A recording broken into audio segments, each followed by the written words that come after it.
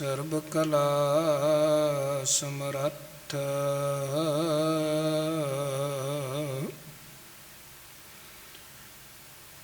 ਡੋਲਨ ਤੇ ਰਾਖੋ ਪ੍ਰਭੂ। ਨਾਨਕ ਦੇ ਕਰ ਹੱਥ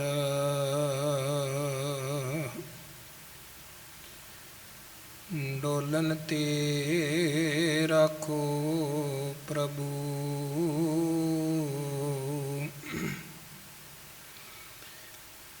ਨਾਨਕ ਦੇ ਕਰ ਹੱਥ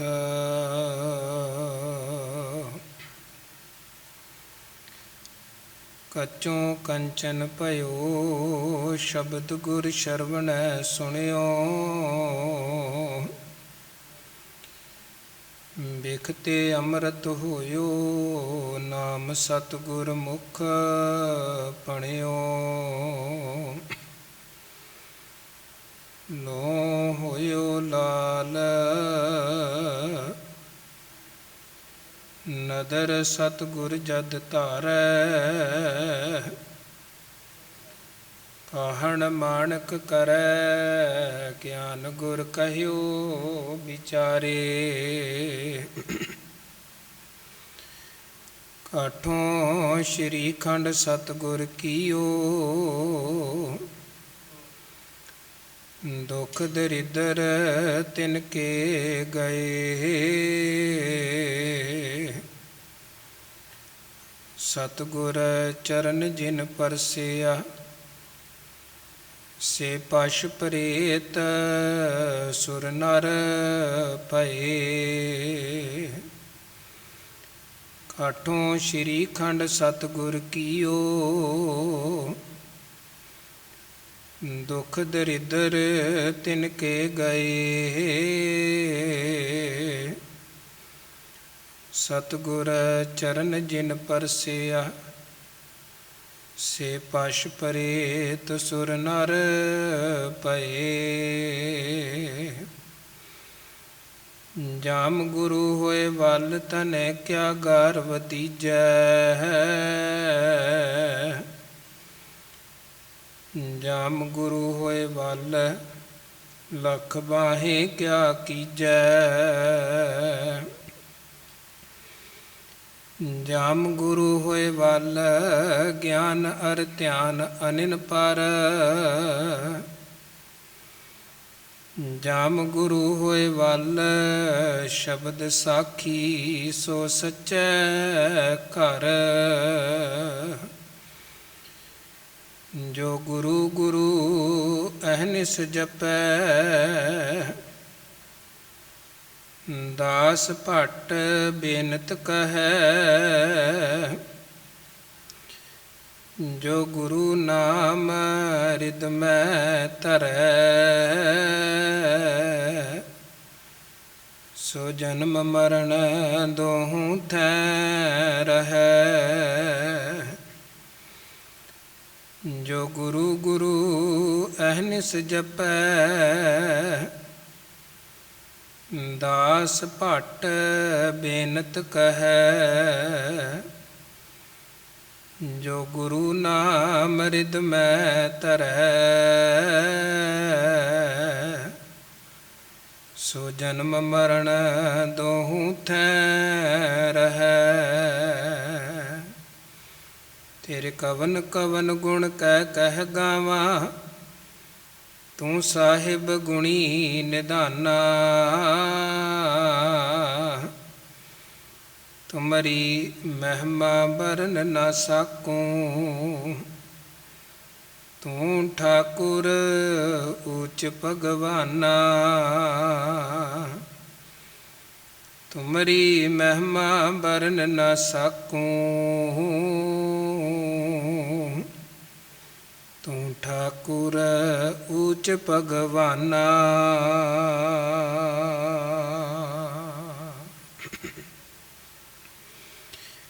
ਜੁਗੋ ਜੁਗ ਅਟਲ ਸਤਿਗੁਰੂ ਗੁਰਗੱਦੀ ਤੇ ਸੁਭਾਈਮਾਨ ਗਰੀਬ ਨਵਾਜ ਸਤਿਗੁਰੂ ਦਸਾਂ ਪਾਤਸ਼ਾਹੀਆਂ ਦੀ ਜੋਤ ਭਗਤ ਵਚਲ ਪਤਿਤ ਪਾਵਨ ਕਰੁਣਾ ਨਿਧਾਨ ਉਪਮਾ ਮਹਾਨ ਸਤਿਗੁਰੂ ਸਾਹਿਬ ਸ੍ਰੀ ਗੁਰੂ ਗ੍ਰੰਥ ਸਾਹਿਬ ਜੀ ਮਹਾਰਾਜ ਜੀ ਦੀ ਪਾਵਨ ਪਵਿੱਤਰ ਅੰਮ੍ਰਿਤਮਈ ਮੁਬਾਰਕ ਹਜ਼ੂਰੀ ਵਿਖੇ ਜੁੜ ਬੈਠੀ ਸਨਮਾਨ ਸਤਿਕਾਰਯੋਗ ਗੁਰੂ ਰੂਪ ਗੁਰੂ ਕੀ ਸਾਜੀ ਨਿਵਾਜੀ ਸਾਧ ਸੰਗਤ, ਸਤਿਗੁਰੂ ਸੱਚੇ ਪਾਤਸ਼ਾਹ ਜੀ ਦੀਆਂ ਬੇਅੰਤ ਬਖਸ਼ਿਸ਼ਾਂ ਰਹਿਮਤਾਂ ਹੋਈਆਂ ਹਨ। ਗੁਰੂ ਕੇ ਦਰਬਾਰ ਵਿਖੇ ਜੁੜ ਮਿਲ ਬੈਠਣ ਦਾ ਸੁਭਾਗ ਸਮਾਂ ਮਿਲਿਆ ਹੈ ਔਰ ਗੁਰੂ ਸਾਹਿਬ ਜੀ ਦੀ ਪਾਵਨ ਪਵਿੱਤਰ ਅੰਮ੍ਰਿਤਮਈ ਹਜ਼ੂਰੀ ਦਾ ਆਨੰਦ ਮਾਣਦੇ ਹੋਏ ਗੁਰੂ ਪਿਆਰਿਆਂ, ਗੁਰੂ ਸਵਾਰਿਆਂ, ਗੁਰੂ ਘਰ ਦੇ ਕੀਰਤਨੀਆਂ ਪਾਸੋਂ ਪਾਵਨ ਪਵਿੱਤਰ ਇਲਾਹੀ ਅੰਮ੍ਰਿਤਮਈ ਬਾਣੀ ਦੇ ਸ਼ਬਦ ਕੀਰਤਨ ਆਪ ਜੀ ਨੇ ਪਿਆਰ ਔਰ ਸਤਿਕਾਰ ਸਹਿਤ ਸ਼ਰਵਣ ਕੀਤੇ ਉਪਰੰਤ ਵਕਤ ਹੋਇਆ ਹੈ, ਸਮਾਂ ਹੋਇਆ ਹੈ ਕਥਾ ਵਿਚਾਰਾਂ ਦਾ ਔਰ ਗੁਰੂ ਸਾਹਿਬ ਜੀ ਦੇ ਪਾਵਨ ਦਰਬਾਰ ਦਾ ਆਨੰਦ ਲੈਂਦੇ ਹੋਏ ਪਿਛਲੇ ਦਿਨੀ ਜੋ ਇੱਕ ਵਿਚਾਰ ਦੀ ਲੜੀ ਆਰੰਭੀ ਗਈ ਸੀ, ਭਾਈ ਗੁਰਦਾਸ ਸਾਹਿਬ ਜੀ ਦੀਆਂ ਪਾਵਨ ਵਾਰਾਂ ਨੂੰ ਆਧਾਰ ਬਣਾ ਕੇ ਸਾਡੇ ਪਰਿਵਾਰਕ ਜੀਵਨ ਸੰਬੰਧੀ ਜੋ ਭਾਈ ਗੁਰਦਾਸ ਸਾਹਿਬ ਜੀ ਨੇ 4 ਪੌੜੀਆਂ ਬਖਸ਼ਿਸ਼ ਕੀਤੀਆਂ, ਬੱਚੇ ਦੇ ਜਨਮ ਤੋਂ ਲੈ ਕੇ ਔਰ ਉਹਦੀ ਪੜ੍ਹਾਈ, ਉਹਦੇ ਵਿਆਹ ਕਾਰਜ ਤੇ ਵਿਆਹ ਤੋਂ ਬਾਅਦ ਜੋ ਬਹੁਤ ਵਾਰ ਘਰਾਂ ਪਰਿਵਾਰਾਂ 'ਚ ਹੁੰਦਾ ਹੈ ਝਗੜੇ ਕਲੇਸ਼, ਉਹ ਗੱਲਾਂ ਭਾਈ ਗੁਰਦਾਸ ਸਾਹਿਬ ਨੇ ਕਰਕੇ ਤੇ ਸਾਨੂੰ ਮਾਤਾ ਪਿਤਾ ਦਾ ਅਦਬ ਕਿਵੇਂ ਕਰਨਾ ਚਾਹੀਦਾ ਹੈ ਉਹ ਵਿਚਾਰਾਂ, ਉਹ ਉਪਦੇਸ਼ ਬਖਸ਼ਿਸ਼ ਕੀਤਾ। ਉਦੋਂ ਬਾਅਦ ਭਾਵੇਂ ਆਪ ਜੀ ਦੇ ਨਾਲ ਇਹ ਬਚਨ ਕੀਤੇ ਸਨ ਕਿ ਗੁਰੂ ਰਾਮਦਾਸ ਸਾਹਿਬ ਜੀ ਨੇ ਜੋ 4 ਲਾਵਾਂ ਦਾ ਉਪਦੇਸ਼ ਸਾਨੂੰ ਗ੍ਰਸਥ ਜੀਵਨ ਨੂੰ ਸੁਖੀਆ ਸੁਹੇਲਾ ਬਣਾਉਣ ਦੇ ਲਈ ਬਖਸ਼ਿਸ਼ ਕੀਤਾ ਹੈ, ਉਹਦੀ ਵਿਚਾਰ ਦੀ ਸਾਂਝ ਪਾਉਣੀ ਹੈ। ਪਰ ਕਿਉਂਕਿ ਆਪ ਜੀ ਜਾਣਦੇ ਹੋ ਕਿ ਪਿਛਲੇ ਕਰੀਬਨ 2 ਕੁ ਦਿਨ ਗੁਰਦੁਆਰਾ ਸਾਹਿਬ ਵਿਖੇ ਦੀਵਾਨ ਨਹੀਂ ਸੱਜੇ, ਜਿਸ ਕਰਕੇ ਅੱਜ ਸੰਗਤ ਦੀ ਆਮਦ ਘੱਟ ਹੈ। ਸੋ ਆਪਾਂ 2 ਕੁ ਦਿਨ ਹੁਣ ਉਡੀਕ ਕਰਾਂਗੇ ਤਾਂ ਕਿ ਸੰਗਤ ਦੀ ਗਿਣਤੀ ਵਧੇ। ਉਦੋਂ ਬਾਅਦ ਜੋ ਲਾਵਾਂ ਦੀ ਵਿਚਾਰ ਹੈ ਉਹ ਆਪਾਂ ਸਾਂਝ ਪਾਵਾਂਗੇ ਤਾਂ ਕਿ ਵੱਧ ਤੋਂ ਵੱਧ ਸੰਗਤਾਂ ਸਤਿਗੁਰੂ ਸੱਚੇ ਪਾਤਸ਼ਾਹ ਜੀ ਦੇ ਜੋ ਸੋਹਣੇ ਗ੍ਰਸਥੀ ਜੀਵਨ ਸੰਬੰਧੀ ਉਪਦੇਸ਼ ਹਨ ਉਹਨਾਂ ਦਾ ਲਾਹਾ ਲੈ ਸਕਣ।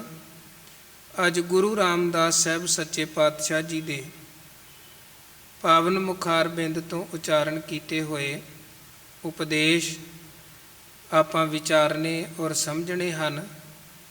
ਸਭ ਤੋਂ ਪਹਿਲਾਂ ਗੁਰੂ ਬਖਸ਼ੀ ਫਤਿਹ ਪ੍ਰਵਾਨ ਕਰੋ, ਗੱਜ ਵੱਜ ਕੇ ਆਖੋ ਜੀ ਵਾਹਿਗੁਰੂ ਜੀ ਕਾ ਖਾਲਸਾ, ਵਾਹਿਗੁਰੂ ਜੀ ਕੀ ਫਤਿਹ। ਧੰਨ ਗੁਰੂ ਗ੍ਰੰਥ ਸਾਹਿਬ ਸੱਚੇ ਪਾਤਸ਼ਾਹ ਜੀ ਦੀ ਪਾਵਨ ਔਰ ਪਵਿੱਤਰ ਬਾਣੀ ਸਾਨੂੰ ਜੀਵਨ ਦਾ ਬਹੁਪੱਖੀ ਉਪਦੇਸ਼ ਗਿਆਨ ਬਖਸ਼ਿਸ਼ ਕਰਦੀ ਹੈ। ਜਾਂ ਆਪਾਂ ਇੱਦਾਂ ਕਹਿ ਲਈਏ ਕਿ ਸਾਨੂੰ ਸਾਡੇ ਜੀਵਨ ਦੇ ਹਰ ਪੱਖ ਤੋਂ ਸੇਧ ਗੁਰੂ ਗ੍ਰੰਥ ਸਾਹਿਬ ਸੱਚੇ ਪਾਤਸ਼ਾਹ ਜੀ ਤੋਂ ਮਿਲਦੀ ਹੈ। ਇਸ ਕਰਕੇ ਜੀ ਕੀ ਬਿਰਥਾ ਹੋਏ ਸੋ ਗੁਰ ਪੈ ਅਰਦਾਸ ਕਰ। ਮਹਾਰਾਜ ਕਹਿੰਦੇ ਕੋਈ ਵੀ ਤੇਰੇ ਜੀਵਨ ਦੀ ਜ਼ਰੂਰਤ ਹੈ, ਲੋੜ ਹੈ, ਤੂੰ ਗੁਰੂ ਕੋਲ ਆ ਕੇ ਅਰਦਾਸ ਕਰ। ਕਿਉਂਕਿ ਸਿੱਖ ਨੇ ਕੇਵਲ ਅਸੀਂ ਗੁਰੂ ਨਾਲ ਜੁੜਨਾ ਹੈ, ਗੁਰੂ ਕੋਲੋਂ ਮੰਗਣਾ ਹੈ, ਉਹਦੇ ਤੋਂ ਬਿਨਾਂ ਦੂਜੀ ਥਾਵੇਂ ਨਹੀਂ ਜਾਣਾ ਹੈ। ਹਰ ਇੱਕੋ ਦਾਤਾ ਸੇਵੀ ਹੈ, ਹਰ ਇੱਕ ਧਿਆਈ ਹੈ, ਹਰ ਇੱਕੋ ਦਾਤਾ ਮੰਗੀ ਹੈ, ਮਨ ਚਿੰਦਿਆ ਪਾਈ ਹੈ। ਜੇ ਦੂਜੇ ਪਾਸੋਂ ਮੰਗੀਐ ਤਾਂ ਲਾਜ ਮਰਾਈਐ। ਹਜੂਰ ਕਹਿੰਦੇ ਇੱਕੋ ਦਾਤੇ ਕੋਲੋਂ ਮੰਗਣਾ ਹੈ, ਤੇ ਜਦੋਂ ਸਾਡੇ ਕੋਲ ਸਮਰੱਥ ਦਾਤਾ ਮੌਜੂਦ ਹੈ, ਫਿਰ ਇਸ ਦਾਤੇ ਨੂੰ ਛੱਡ ਕੇ ਆਪਾਂ ਹੋਰ ਦੂਜੀਆਂ ਥਾਵਾਂ ਤੇ ਭਟਕਦੇ ਫਿਰੀਏ, ਉਹ ਤੇ ਸ਼ਰਮ 'ਚ ਮਰ ਜਾਣ ਵਾਲੀ ਗੱਲ ਹੈ। ਦੱਦਾ ਦਾਤਾ ਏਕ ਹੈ, ਸਭ ਕੋ ਦੇਵਨਹਾਰ, ਦੇਂਦਾ ਤੋਟ ਨਾ ਆਵਈ, ਅਗਣਤ ਭਰੇ ਭੰਡਾਰ।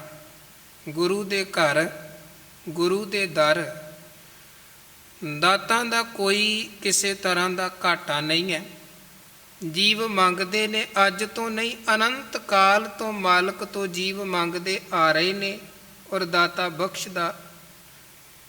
ਬਖਸ਼ਿਸ਼ ਕਰਦਾ ਆ ਰਿਹਾ ਹੈ।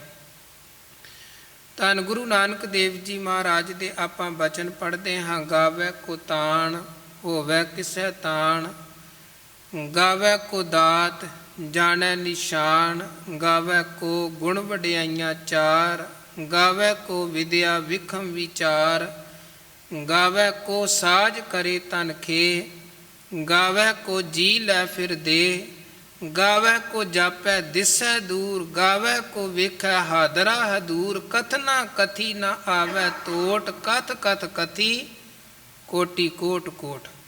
ਫਿਰ ਹਜੂਰ ਕਹਿੰਦੇ ਦੇਂਦਾ ਦੇ, ਲੈਂਦੇ ਥੱਕ ਪਾਹੀ, ਜੁਗਾਂ ਜੁਗੰਤਰ ਖਾਹੀ ਖਾਹੀ। ਇਹ ਵੇਖੋ ਉਸ ਕਰਤੇ ਪੁਰਖ ਦੀ ਕਿੱਡੀ ਵੱਡੀ ਵਡਿਆਈ ਹੈ। ਇੱਥੇ ਸੰਸਾਰ 'ਚ ਕੀ ਹੁੰਦਾ ਹੈ, ਸਾਨੂੰ ਕੋਈ ਜ਼ਰੂਰਤ ਹੈ, ਆਪਾਂ ਕਿਸੇ ਮਿੱਤਰ ਤੋਂ, ਕਿਸੇ ਰਿਸ਼ਤੇਦਾਰ ਤੋਂ ਕੁਝ ਮੰਗਿਆ, ਠੀਕ ਹੈ, ਉਹਨੇ ਪਿਆਰ ਮੁਹੱਬਤ ਰਿਸ਼ਤੇਦਾਰੀ ਕਰਕੇ ਸਾਡੀ ਜ਼ਰੂਰਤ ਨੂੰ ਪੂਰੀਆਂ ਕਰ ਦਿੱਤਾ। ਆਪਾਂ ਦੂਜੇ ਦਿਨ ਫੇਰ ਮੰਗਣ ਚਲੇ ਗਏ, ਉਹਨੇ ਲਿਹਾਜ਼ ਕਰਕੇ ਦੂਜੇ ਦਿਨ ਵੀ ਸਾਡੀ ਲੋੜ ਨੂੰ ਪੂਰੀਆਂ ਕਰ ਦਿੱਤਾ, ਸਾਨੂੰ ਨਿਰਾਸ਼ਾ ਨਹੀਂ ਭੇਜਿਆ, ਕੁਝ ਸਾਨੂੰ ਦੇ ਦਿੱਤਾ ਜੋ ਸਾਡੀ ਜ਼ਰੂਰਤ ਸੀ। ਆਪਾਂ ਤੀਜੇ ਦਿਨ ਫੇਰ ਮੰਗਣ ਚਲੇ ਗਏ, ਹੁਣ ਉਹਨੇ ਤੀਜੇ ਦਿਨ ਵੀ ਸਾਡੀ ਭਾਵੇਂ ਮਿੱਤਰਤਾ ਕਰਕੇ ਪਿਆਰ ਕਰਕੇ ਲੋੜ ਨੂੰ ਪੂਰੀਆਂ ਕਰ ਦਿੱਤਾ, ਪਰ ਮਨ 'ਚ ਆਉਂਦਾ ਹੈ ਤੇ ਹੁਣ ਰੋਜ਼ ਹੀ ਮੰਗਣ ਆ ਜਾਂਦਾ ਹੈ। ਜਾਂ ਸਾਡੇ ਹੀ ਘਰ ਕੋਈ ਰੋਜ਼ ਮੰਗਣ ਆਵੇ, ਰੋਜ਼ ਹੀ ਮੰਗਣ ਆਵੇ, ਤੇ ਸਾਡਾ ਵੀ ਮਨ ਨਿਰਾਸ਼ ਹੋ ਜਾਂਦਾ ਕਿ ਚਲੋ 1-2 ਦਿਨ ਤਾਂ ਠੀਕ ਹੈ, ਜ਼ਰੂਰਤ ਹੋਏਗੀ ਬੰਦਾ ਮੰਗਣ ਆ ਗਿਆ, ਪਰ ਹੁਣ ਇਹਨੂੰ ਤੇ ਮੰਗਣ ਦੀ ਆਦਤ ਹੀ ਪੈ ਗਈ ਹੈ ਤੇ ਰੋਜ਼ ਹੀ ਮੰਗੀ ਜਾਂਦਾ।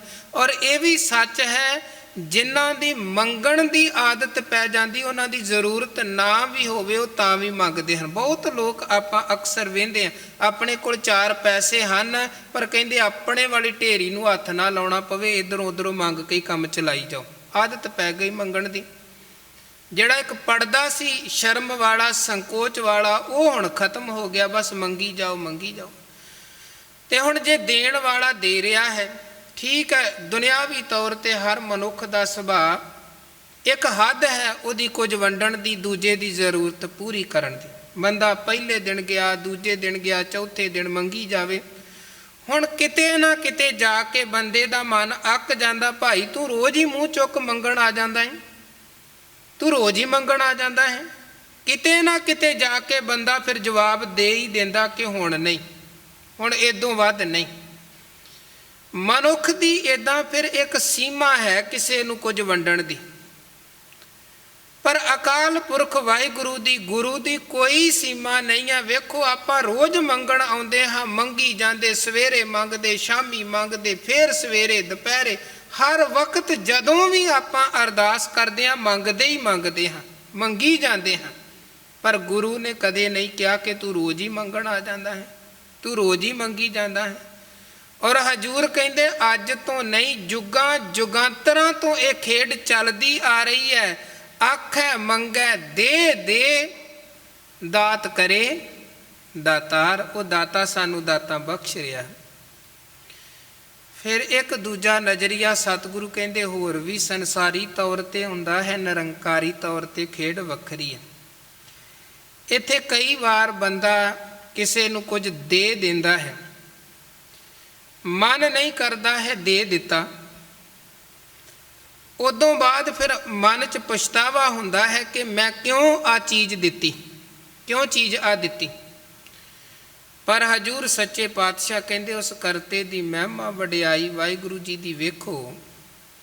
ਉਹ ਸਾਨੂੰ ਦਾਤਾਂ ਬਖਸ਼ ਰਿਹਾ ਹੈ ਤੇ ਦਾਤਾਂ ਬਖਸ਼ ਕੇ ਕਦੇ ਉਹ ਦਾਤਾ ਪਛਤਾਉਂਦਾ ਨਹੀਂ ਹੈ ਕਿ ਇਹ ਚੀਜ਼ ਮੈਂ ਇਹਨੂੰ ਕਿਉਂ ਬਖਸ਼ਿਸ਼ ਕੀਤੀ। ਧੰਨ ਗੁਰੂ ਅਮਰਦਾਸ ਸਾਹਿਬ ਦੇ ਬਚਨ ਕਹਿੰਦੇ, ਇਹ ਮਨ ਹਰ ਜੀ ਧਿਆਏ ਤੂੰ, ਇੱਕ ਮਨ ਇੱਕ ਚਿੱਤ ਭਾਏ, ਹਰ ਕੀਆਂ ਸਦਾ ਸਦਾ ਵਡਿਆਈਆਂ ਦੇ ਨਾ ਪਛੋਤਾਏ।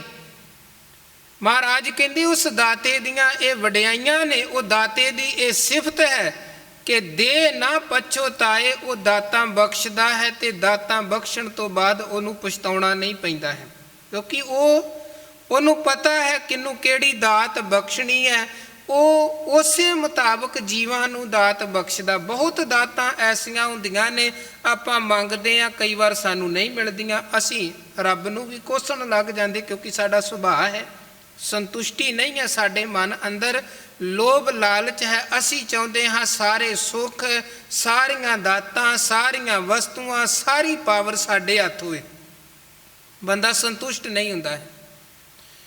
ਅਸੀਂ ਵੇਖ ਲਈਏ, ਅਸੀਂ ਤਾਂ ਠੀਕ ਹੈ, ਗਰੀਬ ਕਿਰਤੀ ਲੋਕ ਹਾਂ, ਪਰ ਜਿਹੜੇ ਬਹੁਤ ਧਨਵਾਨ ਧਨੀ ਲੋਕ ਹਨ, ਕੀ ਉਹਨਾਂ ਦੀ ਤ੍ਰਿਸ਼ਨਾ ਬੁੱਝ ਗਈ ਹੈ? ਨਹੀਂ। ਜਵਾਬ ਆਵੇਗਾ ਉਹਨਾਂ ਦੇ ਅੰਦਰ ਤੇ ਬਹੁਤ ਵੱਡਾ ਲਾਲਚ ਹੈ। ਉਹ ਤੇ ਆਮ ਸਧਾਰਨ ਮਨੁੱਖ ਕਿੰਨੀ ਕੁ ਸੋਚ ਰੱਖ ਸਕਦਾ ਹੈ? ਉਹਨਾਂ ਦੀ ਸੋਚ ਤੇ ਅਰਬਾਂ ਖਰਬਾਂ ਕਰੋੜਾਂ ਤੱਕ ਹੈ। ਬਹੁਤ ਵੱਡਾ ਲਾਲਚ ਹੈ। ਜਿਹੜੇ ਕਿੰਨੇ ਕਿੰਨੇ ਸਾਲਾਂ ਤੋਂ ਆਪਾਂ ਵੇਖ ਰਹੇ ਹਾਂ ਹਕੂਮਤਾਂ 'ਚ ਬੈਠੇ ਹਨ, ਕੋਈ ਮੰਤਰੀ ਆ, ਕੋਈ ਮੁੱਖ ਮੰਤਰੀ ਆ, ਕੋਈ ਪ੍ਰਧਾਨ ਮੰਤਰੀ ਆ, ਕੋਈ ਹੋਰ ਵੱਡਾ ਅਹੁਦੇਦਾਰ ਹੈ। ਇੰਨੇ ਵਰੇ ਤਖਤਾਂ ਤੇ ਬਹਿ ਕੇ ਕੋਈ ਉਹਨਾਂ ਦੀ ਲਾਲਸਾ ਪੂਰੀ ਹੋ ਗਈ ਹੈ? ਨਹੀਂ।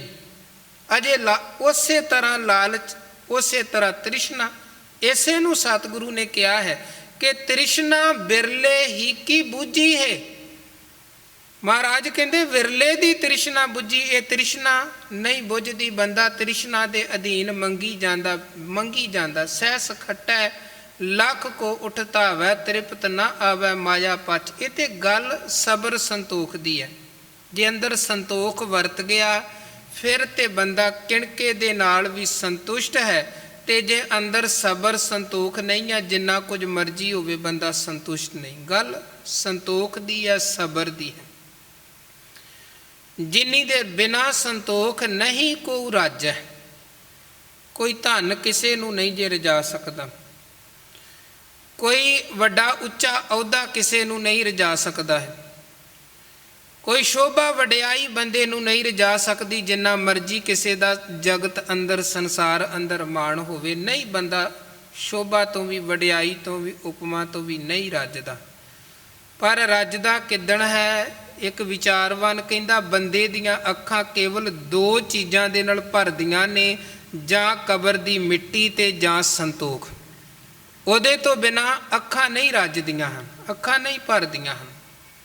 ਫਕੀਰ, ਕੋਈ ਜ਼ਰੂਰਤ ਸੀ ਕੁੱਲੀ ਗੁੱਲੀ ਜੁੱਲੀ ਦੀ, ਸੋਚਿਆ ਕਿ ਰਾਜੇ ਦੇ ਕੋਲ ਜਾਂਦਾ ਹਾਂ ਮੰਗਣ ਦੇ ਲਈ, ਤੇ ਰਾਜਾ ਆਪੇ ਮੇਰੀ ਲੋੜ ਪੂਰੀ ਕਰ ਦੇਵੇਗਾ। ਆਖਰ ਰਾਜਾ ਹੈ, ਉਹਦੇ ਕੋਲ ਕਿਹੜਾ ਕਿਸੇ ਚੀਜ਼ ਦਾ ਘਾਟਾ ਹੈ। ਰਾਜੇ ਦਾ ਅਰਥ ਹੈ ਰੱਜਿਆ ਹੋਇਆ, ਸੰਤੁਸ਼ਟ। ਇੱਥੇ ਤੇ ਰਾਜੇ ਵੀ ਕੰਗਾਲ ਹਨ। ਬਾਹਰੋਂ ਰਾਜੇ ਨੇ, ਅੰਦਰੋਂ ਮਨ ਦੇ ਕੰਗਾਲ ਹਨ। ਪ੍ਰਜਾ ਦਾ ਖੂਨ ਪੀਣ ਤੇ ਲੱਗੇ ਹੋਏ ਨੇ, ਸੰਤੁਸ਼ਟੀ ਨਹੀਂ ਹੈ ਅੰਦਰ। ਔਰ ਅੱਜ ਦੀ ਗੱਲ ਨਹੀਂ, ਗੁਰੂ ਨਾਨਕ ਮਹਾਰਾਜ ਨੇ ਵੀ ਵੇਖਿਆ ਤੇ ਇਹੀ ਕੁਝ ਕਿਹਾ ਸੀ ਕਿ ਰਾਜੇ ਸ਼ੀਂ ਮੁਕੱਦਮ ਕੁੱਤੇ, ਜਾਏ ਜਗਾਇਨ ਬੈਠੇ ਸੁੱਤੇ। ਇਹ ਸਾਡੇ ਸਮਾਜ ਦੀ ਬੜੇ ਪੁਰਾਣੇ ਸਮੇਂ ਤੋਂ ਤਰਾਸਦੀ ਰਹੀ ਹੈ ਕਿ ਜਿਨ੍ਹਾਂ ਦਾ ਫਰਜ਼ ਪ੍ਰਜਾ ਨੂੰ ਪਾਲਣਾ ਤੇ ਸੰਭਾਲਣਾ ਹੈ, ਉਹੀ ਪ੍ਰਜਾ ਨੂੰ ਲੁੱਟਣ ਤੇ ਖਾਣ ਤੇ ਲੱਗੇ ਹੋਏ ਨੇ। ਅੱਜ ਵੀ, ਅੱਜ ਤੋਂ ਪਹਿਲਾਂ ਵੀ ਉਹੀ ਲੋਕ ਜਿਨ੍ਹਾਂ ਦਾ ਕੰਮ। ਤੇ ਭਾਈ ਗੁਰਦਾਸ ਸਾਹਿਬ ਕਹਿੰਦੇ ਵੇਖੋ, ਬੰਦੇ ਨੂੰ ਕੋਈ ਬਾਹਰੋਂ ਕਿਸੇ ਤੋਂ ਖਤਰਾ ਹੋਵੇ, ਬੰਦਾ ਰਾਜੇ ਦੇ ਕੋਲ ਜਾ ਕੇ ਪੁਕਾਰ ਕਰੇ, ਤੇ ਜੇ ਅੱਗੇ ਰਾਜਾ ਹੀ ਉਹਨੂੰ ਲੁੱਟਣ ਤੇ ਉਤਰ ਆਵੇ, ਤੇ ਫਿਰ ਦੱਸੋ ਬੰਦਾ ਕਿਹਦੇ ਕੋਲ ਜਾ ਕੇ ਪੁਕਾਰ ਕਰੇਗਾ? ਕਿਹਦੇ ਕੋਲ ਜਾ ਕੇ ਪੁਕਾਰ ਕਰੇਗਾ? ਮਹਾਰਾਜ ਕਹਿੰਦੇ ਰਾਜੇ ਸ਼ੀ ਮੁਕੱਦਮ ਕੁੱਤੇ ਜਾਏ ਜਗਾਇਨ ਬੈਠੇ ਸੁੱਤੇ ਚਾਕਰ ਨਹਿੰਦਾ ਪਾਇਨ ਘਾਓ ਰਤ ਪਿਤ ਕੁੱਤਿਓ ਚੱਟ ਜਾਓ। ਸ਼ਰਮ ਧਰਮ ਦੋਏ ਛੱਪ ਖਲੋਏ ਕੂੜ ਫਿਰੇ ਪ੍ਰਧਾਨ ਵੇਲਾ ਲੋ। ਅਸਲ 'ਚ ਸ਼ਰਮ ਤੇ ਧਰਮ ਦੀ ਜੀਵਨ 'ਚ ਘਾਟ ਹੈ। ਨਾ ਸ਼ਰਮ ਜੀਵਨ 'ਚ ਰਹੀ, ਨਾ ਧਰਮ ਜੀਵਨ 'ਚ ਰਿਹਾ। ਇਸ ਕਰਕੇ ਰਾਜਾ ਵੀ ਸੋਚ ਰਿਹਾ ਮੈਂ ਲੁੱਟੀ ਜਾਵਾਂ, ਅਹਿਲਕਾਰ ਵੀ ਸੋਚ ਰਹੇ ਮੈਂ ਲੁੱਟੀ ਜਾਵਾਂ, ਤੇ ਗਰੀਬ ਜਨਤਾ ਨੂੰ ਹਰ ਕੋਈ ਲੁੱਟਣ ਤੇ ਕਸੁੱਟਣ ਤੇ ਉਹਦਾ ਖੂਨ ਚੂਸਣ ਤੇ ਸਾਰੇ ਲੱਗੇ ਨੇ। ਖੈਰ ਫਕੀਰ ਨੂੰ ਜ਼ਰੂਰਤ ਸੀ, ਉਹਨੇ ਸੋਚਿਆ ਰਾਜੇ ਕੋਲ ਜਾਂਦੇ ਆ, ਬੇਨਤੀ ਕਰਾਂਗੇ, ਮੰਗਾਂਗੇ, ਆਪੇ ਰਾਜਾ ਦੇ ਦੇਵੇਗਾ, ਆਖਰ ਰਾਜਾ ਹੈ, ਰੱਜਿਆ ਹੋਇਆ ਹੈ। ਹੁਣ ਜਦੋਂ ਉਹ ਫਕੀਰ ਪਹੁੰਚ ਗਿਆ ਰਾਜੇ ਦੇ ਕੋਲ, ਜੀ ਮੈਂ ਰਾਜੇ ਨੂੰ ਮਿਲਣਾ ਹੈ। ਕਹਿਣ ਲੱਗੇ ਜੀ ਰਾਜਾ ਤੇ ਪ੍ਰਾਰਥਨਾ ਤੇ ਲੱਗਿਆ ਹੋਇਆ ਹੈ, ਪੂਜਾ ਪਾਠ ਕਰ ਰਿਹਾ ਹੈ, ਸੋ ਤੁਹਾਨੂੰ ਕੁਝ ਸਮਾਂ ਉਡੀਕ ਕਰਨੀ ਪਵੇਗੀ। ਤੇ ਫਕੀਰ ਸੀ, ਕਹਿਣ ਲੱਗਾ ਕੋਈ ਨਾ, ਮੈਂ ਉੱਥੇ ਚਲੇ ਜਾਂਦਾ ਜਿੱਥੇ ਰਾਜਾ ਪੂਜਾ ਪਾਠ ਕਰ ਰਿਹਾ ਹੈ, ਤੇ ਉਡੀਕ ਲੈਂਦਾ, ਨਾਲੇ ਭਗਵਾਨ ਅੱਗੇ ਕੋਈ ਮੈਂ ਵੀ ਹੱਥ ਜੋੜ ਲਵਾਂਗਾ।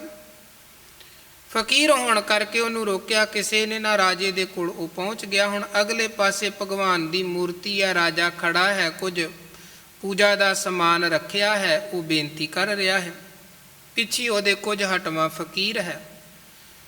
ਹੁਣ ਰਾਜਾ ਭਗਵਾਨ ਕੋਲ ਬੇਨਤੀ ਕੀ ਕਰ ਰਿਹਾ ਹੈ, ਜੀ ਭਗਵਾਨ ਜੀ ਕਿਰਪਾ ਕਰੋ, ਹੋਰ ਬਹੁਤਾ ਧਨ ਮੇਰੇ ਕੋਲ ਹੋਏ, ਮੇਰੇ ਖਜ਼ਾਨੇ ਹੋਰ ਧਨ ਦੇ ਨਾਲ ਭਰ ਜਾਣ, ਮੇਰਾ ਰਾਜ ਭਾਗ ਹੋਰ ਵਿਸ਼ਾਲ ਤੋਂ ਵਿਸ਼ਾਲ ਹੋਏ,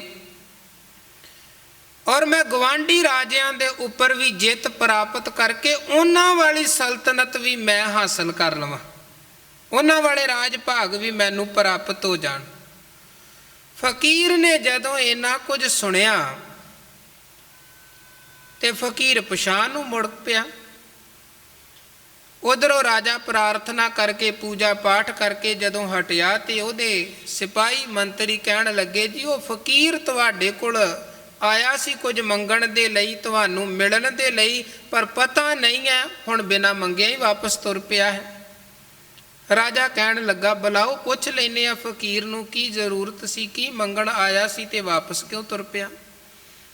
ਹੁਣ ਜਦੋਂ ਫਕੀਰ ਨੂੰ ਸੱਦਿਆ ਗਿਆ, ਰਾਜਾ ਕਹਿਣ ਲੱਗਾ ਫਕੀਰ ਸਾਈਂ, ਜੇ ਇੰਨੀ ਖੇਚਲ ਕਰਕੇ ਤੂੰ ਦਰਬਾਰ ਤੱਕ, ਮਹਿਲ ਤੱਕ ਪਹੁੰਚ ਗਿਆ, ਕੁਝ ਮੰਗਣ ਦੇ ਲਈ ਆਇਆ ਸੀ, ਤੇ ਫਿਰ ਹੁਣ ਇੱਦਾਂ ਹੀ ਵਾਪਸ ਕਿਉਂ ਚਲਿਆ ਗਿਆ ਹੈ, ਮੰਗਿਆ ਕਿਉਂ ਨਹੀਂ ਹੈ, ਮੰਗਿਆ ਕਿਉਂ ਨਹੀਂ ਹੈ। ਤੇ ਫਕੀਰ ਕਹਿਣ ਲੱਗਾ ਰਾਜਨ ਮੈਂ ਆਇਆ ਤੇ ਬੜੀ ਆਸ ਦੇ ਨਾਲ ਸੀ ਕਿ ਤੂੰ ਰੱਜਿਆ ਹੋਇਆ ਹੈ, ਰਾਜਾ ਹੈ, ਸੰਤੁਸ਼ਟ ਹੈ, ਮੈਂ ਤੇਰੇ ਕੋਲ ਬੇਨਤੀ ਕਰਾਂਗਾ, ਤੂੰ ਮੇਰੀ ਬੇਨਤੀ ਨੂੰ ਪੂਰੀਆਂ ਕਰ ਦੇਵੇਂਗਾ, ਕਿਉਂਕਿ ਮੈਂ ਜ਼ਰੂਰਤਮੰਦ ਹਾਂ, ਤੂੰ ਰਾਜਾ ਹੈ। ਪਰ ਤੇਰੇ ਕੋਲ ਆ ਕੇ ਪਤਾ ਲੱਗਿਆ ਕਿ ਤੂੰ ਤੇ ਮੇਰੇ ਤੋਂ ਵੱਡਾ ਭਿਖਾਰੀ ਹੈ। ਮੇਰੀ ਜ਼ਰੂਰਤ ਕੀ ਸੀ, 2 ਵਕਤ ਦੀ ਰੋਟੀ ਦਾ ਪ੍ਰਬੰਧ ਚਾਹੀਦਾ ਸੀ। ਮੇਰੀ ਜ਼ਰੂਰਤ ਕੀ ਸੀ, ਸਧਾਰਨ ਜਿਹੀ ਛੋਟੀ ਜਿਹੀ ਕੋਈ ਕੁੱਲੀ ਮੇਰੇ ਲਈ ਬਣ ਜਾਵੇ ਰਹਿਣ ਦੇ ਲਈ, ਮੈਂ ਤੇ ਇੱਥੇ ਹੀ ਸੰਤੁਸ਼ਟ ਹਾਂ। ਮੇਰੀ ਜ਼ਰੂਰਤ ਕੀ, ਤਨ ਨੂੰ, ਸਰੀਰ ਨੂੰ ਢੱਕਣ ਦੇ ਲਈ ਕੋਈ ਕੱਪੜੇ ਪ੍ਰਾਪਤ ਹੋ ਜਾਣ, ਬਸ ਮੈਂ ਤੇ ਇੰਨਾ ਕੁਝ ਹੀ ਮੰਗਣ ਦੇ ਲਈ ਆਇਆ ਸੀ। ਪਰ ਹੁਣ ਤੇਰੇ ਕੋਲ ਬਹਿ ਕੇ ਮੈਨੂੰ ਪਤਾ ਲੱਗਿਆ ਕਿ ਮੈਂ ਤਾਂ ਕੁਝ ਵੀ ਨਹੀਂ, ਤੂੰ ਤੇ ਮੇਰੇ ਤੋਂ ਬਹੁਤ ਵੱਡਾ ਭਿਖਾਰੀ ਹੈ। ਤੇ ਫਿਰ ਇੱਕ ਭਿਖਾਰੀ ਨੇ ਭਿਖਾਰੀ ਦੇ ਕੋਲੋਂ ਕੀ ਮੰਗਣਾ ਹੈ, ਇੱਕ ਭਿਖਾਰੀ ਕੋਲ ਕੀ ਮੰਗੇ, ਫਿਰ ਛੋਟਾ ਭਿਖਾਰੀ ਵੱਡੇ ਭਿਖਾਰੀ ਦੇ ਕੋਲੋਂ ਕੀ ਮੰਗ ਸਕਦਾ ਹੈ। ਤੂੰ ਤੇ ਬਹੁਤ ਵੱਡਾ ਭਿਖਾਰੀ ਹੈ, ਹੁਣ ਮੈਂ ਸਮਝ ਗਿਆ ਹਾਂ ਤੇਰੇ ਕੋਲੋਂ ਮੰਗਣ ਦਾ ਕੋਈ ਫਾਇਦਾ ਨਹੀਂ, ਜਿਹਦੇ ਕੋਲੋਂ ਤੂੰ ਮੰਗ ਰਿਹਾ ਹੈ ਮੈਂ ਆਪੇ ਹੀ ਉਸ ਭਗਵਾਨ ਕੋਲੋਂ ਮੰਗ ਲਵਾਂਗਾ। ਇਹ ਹੈ ਇੱਕ ਰਾਜੇ ਦੀ ਹਾਲਤ। ਅਸਲ 'ਚ ਜੋ ਚੀਜ਼ਾਂ ਸਾਨੂੰ ਬਾਹਰੋਂ ਲੱਗਦੀਆਂ ਨੇ ਬੜੀਆਂ ਸੋਹਣੀਆਂ ਹਨ, ਉਹਨਾਂ ਦੇ ਅੰਦਰ ਦੀ ਹਾਲਤ ਕੁਝ ਹੋਰ ਹੁੰਦੀ ਹੈ। ਜਿਹੜੇ ਲੋਕ ਸਾਨੂੰ ਲੱਗਦਾ ਹੈ ਬਾਹਰੋਂ ਬੜੇ ਸੁਖੀ ਹਨ, ਮਹਾਰਾਜ ਕਹਿੰਦੇ ਜਰਾ ਪਰਦਾ ਚੁੱਕ ਕੇ ਵੇਖੋ, ਫਿਰ ਪਤਾ ਲੱਗੇਗਾ ਕੌਣ ਸੁਖੀ ਤੇ ਕੌਣ ਦੁਖੀ।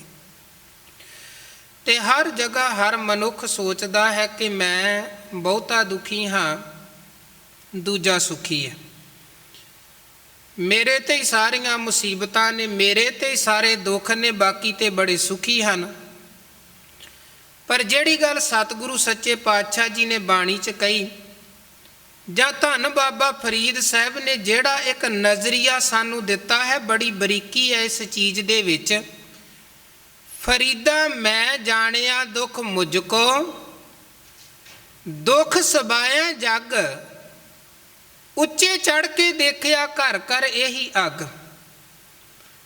ਫਰੀਦ ਸਾਹਿਬ ਕਹਿੰਦੇ ਮੈਂ ਸੋਚਦਾ ਸਾਂ ਦੁੱਖ ਕੇਵਲ ਮੈਨੂੰ ਹੀ ਹੈ ਤੇ ਦੁਖੀ ਕੇਵਲ ਮੈਂ ਹੀ ਹਾਂ, ਪਰ ਹੁਣ ਜਦੋਂ ਬਾਹਰ ਵੇਖਿਆ ਜਗਤ ਨੂੰ, ਸਮਾਜ ਨੂੰ, ਦੁਨੀਆ ਨੂੰ, ਹੁਣ ਪਤਾ ਲੱਗਿਆ ਕਿ ਘਰ ਘਰ ਇਹੀ ਅੱਗ, ਇਹ ਅੱਗ ਹਰ ਘਰ 'ਚ ਲੱਗੀ ਹੈ। ਨਾਨਕ ਦੁਖੀਆ ਸਭ ਸੰਸਾਰ, ਕਿਸ ਪੈ ਖੋਲੂੰ ਗੰਠੜੀ ਦੁਖੀ ਭਰ ਆਇਆ।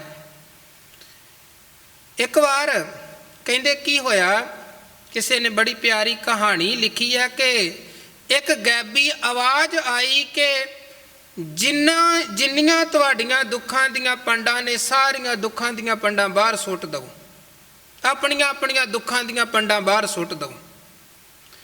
ਲੋਕਾਂ ਨੇ ਸੋਚਿਆ ਹੁਣ ਦੁੱਖਾਂ ਤੋਂ ਖਲਾਸੀ ਪ੍ਰਾਪਤ ਹੋ ਜਾਏਗੀ, ਆਪਣੀਆਂ ਦੁੱਖਾਂ ਦੀਆਂ ਪੰਡਾਂ ਸਭ ਨੇ ਬਾਹਰ ਸੁੱਟ ਦਿੱਤੀਆਂ।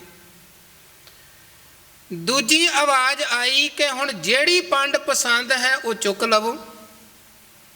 ਲੋਕ ਜਦੋਂ ਗਏ, ਹਰ ਇੱਕ ਦਾ ਧਿਆਨ ਸੀ ਕਿ ਉਹ ਬੰਦਾ ਬੜਾ ਸੁਖੀ, ਉਹਦੇ ਵਾਲੀ ਦੁੱਖ ਦੀ ਪੰਡ ਛੋਟੀ ਹੋਏਗੀ, ਮੈਂ ਚੁੱਕਦਾ ਹਾਂ। ਹੁਣ ਜਦੋਂ ਗਏ ਵੇਖਿਆ ਹਰ ਪੰਡ ਵੱਡੀ ਲੱਗੇ, ਹਰ ਪੰਡ ਵੱਡੀ ਲੱਗੇ, ਆਪਣੀ ਪੰਡ ਤੋਂ ਦੂਜੇ ਦੀ ਪੰਡ ਵੱਡੀ ਲੱਗੇ। ਫਿਰ ਹਾਰ ਕੇ ਸਾਰੇ ਕਹਿੰਦੇ ਆਪਣੇ ਆਪਣੇ ਦੁੱਖਾਂ ਦੀਆਂ ਪੰਡਾਂ ਹੀ ਲੈ ਕੇ ਵਾਪਸ ਆ ਗਏ ਕਿ ਆਪਣੇ ਦੁੱਖ ਦਾ ਘੱਟ ਤੋਂ ਘੱਟ ਪਤਾ ਤੇ ਹੈ, ਦੂਜੇ ਵਾਲੀ ਪੰਡ ਚੁੱਕ ਕੇ ਐਵੇਂ ਹੋਰ ਕੋਈ ਮੁਸੀਬਤ ਗਲ ਪਾ ਲਵਾਂਗੇ। ਫਰੀਦ ਸਾਹਿਬ ਕਹਿੰਦੇ ਇਹ ਬਸ ਆਪਣੇ ਨਜ਼ਰੀਏ ਨੂੰ, ਆਪਣੀ ਸੋਚ ਨੂੰ ਜਦੋਂ ਆਪਾਂ ਵੱਡਾ ਕਰਕੇ ਵੇਖਾਂਗੇ ਫਿਰ ਪਤਾ ਲੱਗੇਗਾ ਕਿ ਘਰ ਘਰ ਇਹੀ ਅੱਗ, ਸਾਰੇ ਪਾਸੇ ਇਹੀ ਕੁਝ ਵਰਤ ਰਿਹਾ ਹੈ। ਮਤ ਸੋਚੀਏ ਕਿ ਕੇਵਲ ਮੈਂ ਹੀ ਦੁਖੀ ਹਾਂ। ਹੁਣ ਦੁੱਖ ਦਾ ਕਾਰਨ ਹੈ ਸਾਡਾ ਲਾਲਚ, ਦੁੱਖ ਦਾ ਕਾਰਨ ਹੈ ਸਾਡੇ ਅੰਦਰ ਦਾ ਸੰਤੁਸ਼ਟ ਨਾ ਹੋਣਾ, ਦੁੱਖ ਦਾ ਕਾਰਨ ਹੈ ਸਾਡੇ ਅੰਦਰ ਦੀ ਤ੍ਰਿਸ਼ਨਾ, ਸਾਡੇ ਅੰਦਰ ਦਾ ਲਾਲਚ, ਸਾਡੇ ਅੰਦਰ ਦਾ ਲੋਭ। ਅਸੀਂ ਬਹੁਤੇ ਦੀ ਇੱਛਾ ਰੱਖਦੇ ਹਾਂ, ਸਾਡੀ ਇੱਛਾ ਮੁਤਾਬਕ ਅਜੇ ਸਾਨੂੰ ਨਹੀਂ ਮਿਲਿਆ, ਅਸੀਂ ਦੁਖੀ ਬੈਠੇ ਹਾਂ। ਵਾਹਿਗੁਰੂ ਨੇ ਬਹੁਤ ਸੁੱਖ ਦਿੱਤੇ ਹਨ, ਬੰਦਾ ਹੋਰ ਦੂਜੇ ਵੱਲ ਵੇਖ ਵੇਖ ਕੇ ਕੁੜੀ ਜਾ ਰਿਹਾ ਹੈ ਕਿਉਂਕਿ ਅੰਦਰ ਸੰਤੁਸ਼ਟੀ ਨਹੀਂ ਹੈ, ਅੰਦਰ ਸਬਰ ਨਹੀਂ ਹੈ। ਆਪਣੇ ਬੱਚੇ ਦੇ ਬਹੁਤ ਸੋਹਣੇ ਨੰਬਰ ਹਨ ਪਰ ਦੂਜੇ ਦੇ ਬਹੁਤੇ ਨੰਬਰ ਲੱਗ ਰਹੇ ਨੇ, ਹੁਣ ਬੰਦਾ ਆਪਣੇ ਬੱਚੇ ਤੇ ਕੁੜੀ ਜਾ ਰਿਹਾ, ਇਹਦੇ ਨੰਬਰ ਘੱਟ ਕਿਉਂ ਆਏ ਨੇ, ਹਾਲਾਂਕਿ ਬਹੁਤ ਵਧੀਆ ਨੰਬਰ ਨੇ, ਬਹੁਤ ਚੰਗੇ ਹਨ। ਫਿਰ ਵੀ ਕਿਉਂਕਿ ਸਾਡੇ ਦੁੱਖ ਦਾ ਇੱਕ ਕਾਰਨ ਇਹ ਵੀ ਹੈ ਕਿ ਬੰਦਾ ਉਹਨਾਂ ਆਪਣੇ ਦੁੱਖ ਕਰਕੇ ਦੁਖੀ ਨਹੀਂ ਹੈ ਜਿੰਨਾ ਦੂਜੇ ਦੇ ਸੁੱਖ ਕਰਕੇ ਇਹ ਦੁਖੀ ਹੈ। ਜਿੰਨਾ ਦੂਜੇ ਦੇ ਸੁੱਖ ਕਰਕੇ ਇਹ ਦੁਖੀ ਹੈ ਉਹਨਾਂ ਆਪਣੇ ਦੁੱਖ ਕਰਕੇ ਦੁਖੀ ਨਹੀਂ ਹੈ। ਤੇ ਹਜੂਰ ਕਹਿੰਦੇ ਤੂੰ ਦੂਜਿਆਂ ਵੱਲ ਨਾ ਵੇਖ, ਆਪਣੇ ਆਪ ਵਾਲੇ ਪਾਸੇ ਵੇਖ, ਬਹੁਤ ਕੁਝ ਪ੍ਰਾਪਤ ਹੋਵੇਗਾ ਜਦੋਂ ਤੂੰ ਆਪਣੇ ਆਪ ਨੂੰ ਵੇਖੇਂਗਾ। ਆਪ ਸਵਾਰੇ ਮੈਂ ਮਿਲਾਂ, ਮੈਂ ਮਿਲਿਆ ਸੁਖ ਹੋਏ, ਫਰੀਦਾ ਜੇ ਤੂੰ ਮੇਰਾ ਹੋਏ ਰਹਿ, ਸਭ ਜਗ ਤੇਰਾ ਹੋਏ। ਮਹਾਰਾਜ ਕਹਿੰਦੇ ਜੇ ਤੂੰ ਮੇਰਾ ਹੋ ਗਿਆ ਤੇ ਸਮਝ ਸਾਰਾ ਜਗ ਤੇਰਾ ਹੋ ਗਿਆ। ਧੰਨ ਗੁਰੂ ਅਮਰਦਾਸ ਸਾਹਿਬ ਸੱਚੇ ਪਾਤਸ਼ਾਹ ਗੁਰੂ ਦੀ ਵਡਿਆਈ ਸਾਨੂੰ ਸਮਝਾ ਰਹੇ ਨੇ ਕਿ ਸਤਿਗੁਰੂ ਦਾ ਸੁਭਾਅ ਕੀ ਹੈ, ਜਿਹੜੇ ਗੁਰੂ ਅੱਗੇ ਅਸੀਂ ਸਿਰ ਨਵਾਉਣਾ, ਝੁਕਾਉਣਾ, ਜਿਹੜੇ ਗੁਰੂ ਕੋਲੋਂ ਆਪਾਂ ਮੰਗਣਾ ਹੈ। ਸਤਿਗੁਰ ਪੁਰਖ ਨਿਰਵੈਰ ਹੈ, ਨਿਤ ਹਿਰਦੈ ਹਰ ਲਿਵ ਲਾਏ। ਗੁਰੂ ਦਾ ਵੇਖੋ ਕਿਸੇ ਨਾਲ ਕੋਈ ਵੈਰ ਨਹੀਂ ਜੀ, ਇਹ ਗੁਰੂ ਦੀ ਬਹੁਤ ਵੱਡੀ ਵਡਿਆਈ ਹੈ। ਕੋਈ ਨਿੰਦਕ ਹੋਵੇ ਪੂਰੇ ਸਤਿਗੁਰੂ ਕਾ, ਫਿਰ ਸ਼ਰਨ ਗੁਰ ਆਵੇ, ਪਿਛਲੇ ਗੁਨਾਹ ਸਤਿਗੁਰੂ ਬਖਸ਼ ਲਏ, ਸਤ ਸੰਗਤ ਨਾਲ ਰਲਾਵੇ। ਕੋਈ ਨਿੰਦਿਆ ਕਰਨ ਵਾਲਾ ਵੀ ਹੈ, ਕੋਈ ਗੁਰੂ ਬਾਰੇ ਅਪ ਸ਼ਬਦ ਕਹਿਣ ਵਾਲਾ ਵੀ ਹੈ, ਜੇ ਗੁਰੂ ਦੀ ਸ਼ਰਨ 'ਚ ਆ ਗਿਆ ਤੇ ਗੁਰੂ ਬਖਸ਼ ਲੈਂਦਾ। ਇਹ ਗੁਰੂ ਦੀ ਬਹੁਤ ਵੱਡੀ ਵਡਿਆਈ ਹੈ ਔਰ ਇਹਦੀਆਂ ਇਤਿਹਾਸ 'ਚੋਂ ਸਾਨੂੰ ਬਹੁਤ ਮਿਸਾਲਾਂ ਵੀ ਪ੍ਰਾਪਤ ਹੋ ਜਾਂਦੀਆਂ ਨੇ ਕਿ ਜਿਨ੍ਹਾਂ ਨੇ ਗੁਰੂ ਦੀ ਨਿੰਦਿਆ ਵੀ ਕੀਤੀ, ਜਿਨ੍ਹਾਂ ਨੇ ਗੁਰੂ ਨਾਲ ਵਧੀਕੀ ਵੀ ਕੀਤੀ, ਜੇ ਉਹ ਪਰਤ ਕੇ ਗੁਰੂ ਦੀ ਸ਼ਰਨ ਦੇ ਵਿੱਚ ਆਏ ਤੇ ਸਤਿਗੁਰੂ ਨੇ ਗਲਵੱਕੜੀ ਦੇ ਵਿੱਚ ਉਹਨਾਂ ਨੂੰ ਲੈ ਲਿਆ। ਹੁਣ ਪੰਜੋਖੜੇ ਦਾ ਪੰਡਤ ਲਾਲ ਚੰਦ ਗੁਰੂ ਹਰਕ੍ਰਿਸ਼ਨ ਸਾਹਿਬ ਬਾਰੇ ਕਿੰਨੇ ਮਾੜੇ ਬੋਲ ਬੋਲਦਾ ਹੈ ਜੀ। ਨਾ ਇਹਨਾਂ ਨੇ ਕ੍ਰਿਸ਼ਨ ਦਾ ਹਰ ਕ੍ਰਿਸ਼ਨ ਰਖਾਇਆ ਪਿਆ ਹੈ, ਇਸ ਬੱਚੇ ਨੂੰ ਕੁਝ ਆਉਂਦਾ ਵੀ ਹੈ ਕਿ ਬਸ ਐਵੇਂ ਹੀ ਦੂਜਿਆਂ ਨੂੰ ਭਰਮਾ ਹੀ ਰਿਹਾ ਹੈ। ਤੇ ਗੁਰੂ ਹਰਕ੍ਰਿਸ਼ਨ ਸਾਹਿਬ ਨੇ ਜਦੋਂ ਆਪਣੀ ਕਲਾ ਗੁਰੂ ਘਰ ਦੀ ਵਡਿਆਈ ਦਾ ਅਹਿਸਾਸ ਪੰਡਤ ਨੂੰ ਕਰਵਾ ਦਿੱਤਾ, ਉਹੀ ਪੰਡਤ ਫਿਰ ਸਤਿਗੁਰੂ ਜੀ ਦੇ ਚਰਨਾਂ 'ਚ ਝੁਕ ਗਿਆ।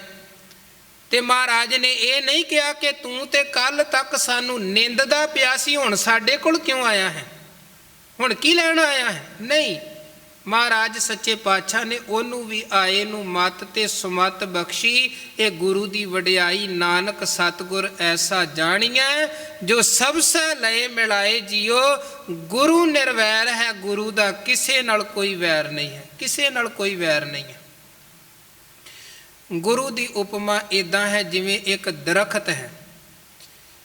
ਬਾਬਾ ਫਰੀਦ ਸਾਹਿਬ ਤੇ ਫਕੀਰਾਂ ਦੀ, ਰੱਬੀ ਦਰਵੇਸ਼ਾਂ ਦੀ ਜਿੱਥੇ ਗੱਲ ਕਰਦੇ ਉੱਥੇ ਕਹਿ ਵੀ ਦਿੰਦੇ ਹਨ ਕਿ ਦਰਵੇਸ਼ਾਂ ਨੂੰ ਲੋੜੀ ਹੈ ਰੁੱਖਾਂ ਦੀ ਜਿਰਾਂਦ। ਰੁੱਖ ਨੂੰ ਫਲ ਲੱਗਿਆ ਤੇ ਰੁੱਖ ਸਭ ਨੂੰ ਬਰਾਬਰ ਫਲ ਵੰਡਦਾ ਪਿਆ ਹੈ, ਭਾਵੇਂ ਕਿਸੇ ਨੇ ਉਹਨੂੰ ਪਾਣੀ ਦਿੱਤਾ ਹੈ ਨਹੀਂ ਦਿੱਤਾ, ਕਿਸੇ ਨੇ ਉਹਨੂੰ ਪੱਥਰ ਵੀ ਮਾਰੇ ਨੇ, ਰੁੱਖ ਉਹਨੂੰ ਵੀ ਮਿੱਠਾ ਫਲ ਦੇ ਰਿਹਾ ਹੈ। ਰੁੱਖ ਸਭ ਨੂੰ ਛਾਂ ਦੇ ਰਿਹਾ ਹੈ। ਕੋਈ ਰੁੱਖ ਦੇ ਥੱਲੇ ਅਮੀਰ ਬੈਠੇ, ਰੁੱਖ ਦੇ ਥੱਲੇ ਗਰੀਬ ਬੈਠੇ, ਰੁੱਖ ਕਿਸੇ ਦੇ ਨਾਲ ਕੋਈ ਵਿਤਕਰਾ ਨਹੀਂ ਕਰਦਾ ਹੈ, ਕੋਈ ਉਹਦਾ ਕਿਸੇ ਨਾਲ ਵਿਤਕਰਾ ਨਹੀਂ ਹੈ। ਰੁੱਖ ਨੂੰ ਕੱਟ ਕੇ ਕਿਸੇ ਨੇ ਉਹਦੇ ਫੱਟੇ ਜੋੜ ਕੇ ਬੇੜਾ ਬਣਾ ਲਿਆ। ਤੇ ਭਾਈ ਗੁਰਦਾਸ ਸਾਹਿਬ ਕਹਿੰਦੇ ਵੇਖੋ ਸੰਸਾਰੀ ਤੌਰ ਤੇ ਸਾਨੂੰ ਕੋਈ ਦੋ ਮਾੜੇ ਬੋਲ ਦਵੇ ਤੇ ਅਸੀਂ ਕਹਿੰਦੇ ਹੁਣ ਇਹਨੂੰ ਬਰਬਾਦ ਕਰਕੇ ਛੱਡਾਂਗੇ। ਕੋਈ ਸਾਡੇ ਤੇ ਹਮਲਾ ਅਟੈਕ ਕਰ ਦਵੇ, ਅਸੀਂ ਕਹਿੰਦੇ ਅਸੀਂ ਇਦੋਂ ਵੱਡਾ ਹਮਲਾ ਅਟੈਕ ਉਹਦੇ ਤੇ ਕਰਕੇ ਤੇ ਉਹਨੂੰ ਤਬਾਹ ਕਰਾਂਗੇ। ਤੇ ਭਾਈ ਗੁਰਦਾਸ ਸਾਹਿਬ ਕਹਿੰਦੇ ਕਿਸੇ ਨੇ ਦਰਖਤ ਨੂੰ ਕੱਟ ਦਿੱਤਾ, ਕੱਟਣ ਤੋਂ ਬਾਅਦ ਉਹਨੂੰ ਚੀਰਿਆ, ਉਹਦੀਆਂ ਲੱਕੜਾਂ ਦੇ ਛੋਟੇ ਛੋਟੇ ਟੁਕੜੇ ਕਰਕੇ ਫੱਟੇ ਬਣਾ ਕੇ ਉਹਦੇ 'ਚ ਕਿੱਲ ਤੱਕ ਠੋਕ ਕੇ ਉਹਦਾ ਬੇੜਾ ਬਣਾ ਦਿੱਤਾ, ਉਹਨੂੰ ਸੁੱਟ ਲਿਆ ਪਾਣੀ 'ਚ। ਤੇ ਹੁਣ ਦਰਖਤ ਰੁੱਖ ਇਹ ਨਹੀਂ ਕਿ ਇਹਨੇ ਮੈਨੂੰ ਕੱਟਿਆ ਹੈ, ਇਹਨੇ ਮੈਨੂੰ ਚੀਰਿਆ ਹੈ, ਇਹਨੇ ਮੇਰੇ 'ਚ ਕਿੱਲ ਠੋਕੇ ਨੇ ਤੇ ਇਹਨੂੰ ਮੈਂ ਡੋਬ ਦੇਵਾਂਗਾ। ਰੁੱਖ ਉਹਦਾ ਵੀ ਭਲਾ ਮਨਾਉਂਦਾ ਤੇ ਉਹਨੂੰ ਵੀ ਨਦੀਆਂ ਪਾਰਲੇ ਕਿਨਾਰੇ ਤੇ ਪਹੁੰਚਾ ਦਿੰਦਾ ਹੈ। ਇਹ ਹੈ ਰੁੱਖ ਦਾ ਸੁਭਾਅ। ਤੇ ਫਰੀਦ ਸਾਹਿਬ ਕਹਿੰਦੇ ਫਕੀਰ ਦਾ, ਰੱਬੀ ਦਰਵੇਸ਼ਾਂ ਦਾ ਸੁਭਾਅ ਵੀ ਇਹੀ ਹੁੰਦਾ ਹੈ। ਕੋਈ ਉਹਨਾਂ ਨੂੰ ਮਾੜਾ ਵੀ ਕਵੇ, ਉਹ ਬੁਰੇ ਦਾ ਵੀ ਭਲਾ ਹੀ ਕਰਦੇ ਨੇ। ਇਸੇ ਕਰਕੇ ਫਰੀਦ ਸਾਹਿਬ ਕਹਿੰਦੇ ਫਰੀਦਾ ਬੁਰੇ ਦਾ ਭਲਾ ਕਰ, ਗੁੱਸਾ ਮਨ ਨਾ ਹੰਢਾਏ, ਦੇਹੀ ਰੋਗ ਨਾ ਲੱਗਈ ਪੱਲੇ ਸਭ ਕਿਛ। ਇਹ ਫਕੀਰ ਦਾ ਸੁਭਾਅ। ਤੇ ਗੁਰੂ ਦਾ ਸੁਭਾਅ ਬਿਲਕੁਲ ਇਸੇ ਤਰ੍ਹਾਂ ਦਾ। ਸਤਿਗੁਰ ਪੁਰਖ ਨਿਰਵੈਰ ਹੈ, ਨਿਤ ਹਿਰਦੈ ਹਰਿ ਲਿਵ ਲਾਏ। ਗੁਰੂ ਨਿਰਵੈਰ। ਤੇ ਜਿਹੜਾ ਨਿਰਵੈਰ ਗੁਰੂ ਦੇ ਚਰਨਾਂ 'ਚ ਆਪਣੀ ਸੁਰਤ ਨੂੰ, ਆਪਣੇ ਮਨ ਨੂੰ, ਆਪਣੇ ਧਿਆਨ ਨੂੰ ਜੋੜ ਦਿੰਦਾ, ਟਿਕਾ ਦਿੰਦਾ ਹੈ, ਉਹ ਫਿਰ ਗੁਰੂ ਦੀਆਂ ਰਹਿਮਤਾਂ, ਬਖਸ਼ਿਸ਼ਾਂ ਤੇ ਗੁਰੂ ਦੀਆਂ ਵਡਿਆਈਆਂ ਦਾ ਭਾਗੀ ਬਣਦਾ ਹੈ। ਇਸ ਕਰਕੇ ਆਪਾਂ ਮਨ ਕਰਕੇ, ਬਚਨਾ ਕਰਕੇ, ਕਰਮਾਂ ਕਰਕੇ ਗੁਰੂ ਚਰਨਾਂ 'ਚ ਜੁੜਨਾ ਹੈ। ਔਰ ਸਾਡੇ ਜੀਵਨ ਦੀਆਂ ਬਹੁਤ ਜ਼ਰੂਰਤਾਂ ਹਨ। ਬੰਦਿਆਂ ਕੋਲੋਂ ਮੰਗਣ ਜਾਵਾਂਗੇ, ਨਾ ਉਹ ਸਾਡੀਆਂ ਲੋੜਾਂ ਪੂਰੀਆਂ ਕਰ ਸਕਦੇ ਨੇ, ਨਾ ਉਹ ਸਾਨੂੰ ਸੰਤੁਸ਼ਟ ਕਰ ਸਕਦੇ ਨੇ। ਮਾਨੁਖ ਕੀ ਟੇਕ ਬਿਰਥੀ ਸਭ ਜਾਨ, ਦੇਵਨ ਕੋ ਏਕੈ ਭਗਵਾਨ, ਜਿਸ ਕਾ ਦੀਆ ਰਹਿ ਅਗਾਏ। ਉਹਦੇ ਕੋਲੋਂ ਮੰਗੋ। ਮਹਾਰਾਜ ਕਹਿੰਦੇ ਜਿਹਦੇ ਦਿੱਤਿਆਂ ਸਾਡਾ ਮਨ ਰੱਜ ਜਾਏ। ਜਿਸ ਕਾ ਦੀਆ ਰਹਿ ਅਗਾਏ, ਬਹੁੜ ਨ ਤ੍ਰਿਸ਼ਨਾ ਲਾਗੈ ਆਏ। ਮਾਰੈ ਰਾਖੈ ਏਕੋ ਆਪ, ਮਾਨੁਖ ਕੈ ਕਿਛ ਨਾਹੀ ਹਾਥ। ਤਿਸ ਕਾ ਹੁਕਮ ਬੂਝ ਸੁਖ ਹੋਏ, ਤਿਸ ਕਾ ਨਾਮ ਰਾਖੈ ਕੰਠ ਪਰੋਏ। ਗੁਰੂ ਕੋਲੋਂ ਮੰਗੀਏ, ਗੁਰੂ ਅੱਗੇ ਹੀ ਅਸੀਂ ਆਪਣੀ ਝੋਲੀ ਅੱਡਣੀ ਹੈ। ਕਿਉਂਕਿ ਜੀ ਕੀ ਬਿਰਥਾ ਹੋਏ, ਸੋ ਗੁਰ ਪੈ ਅਰਦਾਸ ਕਰ। ਸੋ ਸਤਿਗੁਰੂ ਸੱਚੇ ਪਾਤਸ਼ਾਹ ਜੀ ਰਹਿਮਤ ਬਖਸ਼ਿਸ਼ ਕਰਨ। ਸਾਡਾ ਵਿਸ਼ਵਾਸ, ਸਾਡਾ ਭਰੋਸਾ ਗੁਰੂ ਪ੍ਰਤੀ ਬਣੇ। ਜਿੱਥੇ ਤਨ ਕਰਕੇ ਆਪਾਂ ਗੁਰੂ ਕੇ ਚਰਨਾਂ 'ਚ ਜੁੜਦੇ ਹਾਂ, ਉੱਥੇ ਸਾਡਾ ਮਨ ਵੀ ਗੁਰੂ ਨੂੰ ਸਮਰਪਿਤ ਹੋ ਜਾਏ। ਜਿੱਥੇ ਸਰੀਰ ਕਰਕੇ ਆਪਾਂ ਮੱਥਾ ਗੁਰੂ ਅੱਗੇ ਟੇਕਦੇ ਹਾਂ, ਉੱਥੇ ਆਪਾਂ ਮਨ ਵੀ ਗੁਰੂ ਅੱਗੇ ਭੇਟ ਕਰ ਦਈਏ। ਗੁਰੂ ਦੀਆਂ ਖੁਸ਼ੀਆਂ ਮਿਲਣ। ਇਹ ਲੋਕ ਸੁਖੀਏ, ਪਰਲੋਕ ਸੁਹੇਲੇ। ਨਾਨਕ ਹਰਿ ਪ੍ਰਭ ਆਪੇ ਮੇਲੇ। ਇੰਨੀਆਂ ਬੇਨਤੀਆਂ ਪ੍ਰਵਾਨ ਕਰਨੀਆਂ ਜੀ। ਭੁੱਲਾਂ ਚੁੱਕਾਂ ਦੀ ਖਿਮਾ ਕਰਨੀ। ਫਤਿਹ ਦੀ ਸਾਂਝ ਪਾਓ। ਵਾਹਿਗੁਰੂ ਜੀ ਕਾ ਖਾਲਸਾ, ਵਾਹਿਗੁਰੂ ਜੀ ਕੀ ਫਤਿਹ।